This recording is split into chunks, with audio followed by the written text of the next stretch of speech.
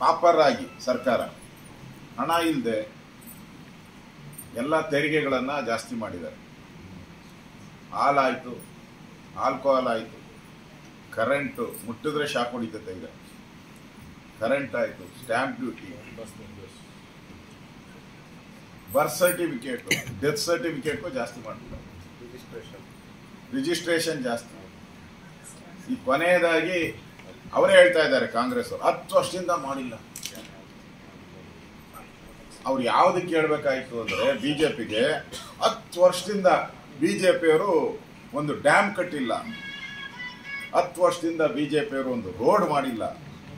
ಅದಕ್ಕೆ ನಾವು 10 ವರ್ಷದಿಂದ ನಾವು ಈಗ ದೊಡ್ಡ ಸಾಧನೆಯನ್ನು ಮಾಡಿದ್ದೀರಿ ಅಂತ ಹೇಳ್ಬೇಕು. ಅವ್ರು ಏನು ಹೇಳ್ತಾ ಇದ್ದಾರೆ, ಬಿಜೆಪಿಯವರು 10 ವರ್ಷದಿಂದ ಟ್ಯಾಕ್ಸೇ ಹಾಕಿಲ್ಲ, ತೆರಿಗೆಯ ಭಾರವನ್ನು ಬೊಮ್ಮಾಯಿಯವರು ಹಾಕಿಲ್ಲ, ಯಡಿಯೂರಪ್ಪನವ್ರು ಹಾಕಿಲ್ಲ, ಅದಕ್ಕೆ ನಾವು ಈ ತೆರಿಗೆಗಳನ್ನು 15% ಒಂದೇ ಸರಿ ಹಾಕ್ತಾ ಇದ್ದೀರಿ ಅಂತ ಹೇಳ್ತಾ ಇದ್ದಾರೆ. ನಾಚಿಕೆ ಆಗ್ಲಾರ್ದು.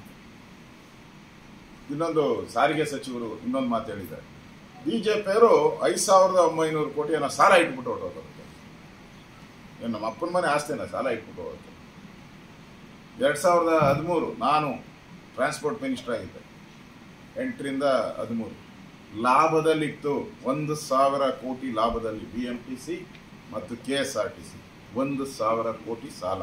ನಾನು ಬಿಟ್ಟು ಹೋದಾಗ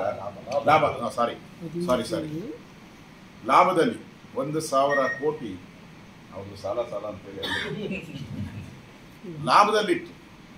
ನಾ ಬಿಟ್ಟು ಹೋದಾಗ ನೀವು ಬಂದೇನು ಮಾಡಿದ್ರಿ, ಸಾಲ ಮಾಡಿದ್ರಿ. ನೀವು ನಮ್ಮ ಮೇಲೆ ಆಪಾದನೆ ಮಾಡ್ತೀರಲ್ಲ, ನಾವು ಇದ್ದಿದ್ದು ಎಷ್ಟು ವರ್ಷ, 8.5 ವರ್ಷ ಅಷ್ಟೇ ಸರ್ಕಾರ. ನಮ್ದು ಸ್ವಾತಂತ್ರ್ಯ ಬಂದು 75 ವರ್ಷದ ಮೇಲೆ ದಾಟ್ಬಿಟ್ಟಿದ್ದೀವಿ. ಅದರಲ್ಲಿ 8.5 ವರ್ಷ ಮಾತ್ರ ಬಿಜೆಪಿ ಇದ್ದಿದ್ದು. ಇನ್ನು 60 ವರ್ಷದ ಮೇಲ್ಪಟ್ಟು ನೀವೇ ಕಾಂಗ್ರೆಸ್ ಅವರೇ ಇದ್ದಿದ್ದು. ಲೂಟಿ ಮಾಡಿದವರು ಯಾರು? ರಮೇಶ್ ಕುಮಾರ್ ಹೇಳಿದಾರಲ್ಲ, ನಾನಲ್ಲ ಹೇಳೋದು, ಸ್ಪೀಕರ್ ಆಗಿದ್ದ ರಮೇಶ್ ಕುಮಾರ್ ಅವರು. ಕಾಂಗ್ರೆಸ್ ಅವರು 3 ತಲೆಮಾರಿಗಷ್ಟು ಲೂಟಿ ಮಾಡಿಬಿಟ್ಟಿದ್ದೀರಾ, ನಿಮಗೆ ಮಾನ ಇದೆಯಾ ಅಂತ ಕೇಳಿದ್ದಾರೆ ರಮೇಶ್ ಕುಮಾರ್ ಅವ್ರಿಗೆ. ನಾನಲ್ಲ ಕೇಳಿದ್ರು, ಅವರೇ ಹೇಳಿದ್ದಾರೆ. ಮತ್ತೆ ನಮ್ಮ ಮೇಲೆ ಯಾಕೆ ಹೇಳ್ತೀರಾ ಸಾಲ? ಕೋವಿಡ್ ಬಂದಂಥ ಸಂದರ್ಭದಲ್ಲಿ ಕರ್ನಾಟಕದ ಟ್ರಾನ್ಸ್ಪೋರ್ಟ್ ಡಿಪಾರ್ಟ್ಮೆಂಟು ಲಾಸ್ ಆಗಿದೆ, ಇಡೀ ದೇಶದ ಟ್ರಾನ್ಸ್ಪೋರ್ಟ್ ಡಿಪಾರ್ಟ್ಮೆಂಟು ಲಾಸ್ ಆಗಿದೆ, ಇಡೀ ಪ್ರಪಂಚದ ಟ್ರಾನ್ಸ್ಪೋರ್ಟ್ ಡಿಪಾರ್ಟ್ಮೆಂಟು ಲಾಸ್ ಆಗಿದೆ. ಯಾಕೆ ಅಂದರೆ ರೂಲ್ ಪ್ರಕಾರ, ಕಾನೂನು ಪ್ರಕಾರ ಯಾರು ಬಸ್ಗೆ ಹತ್ತಂಗಿಲ್ಲ.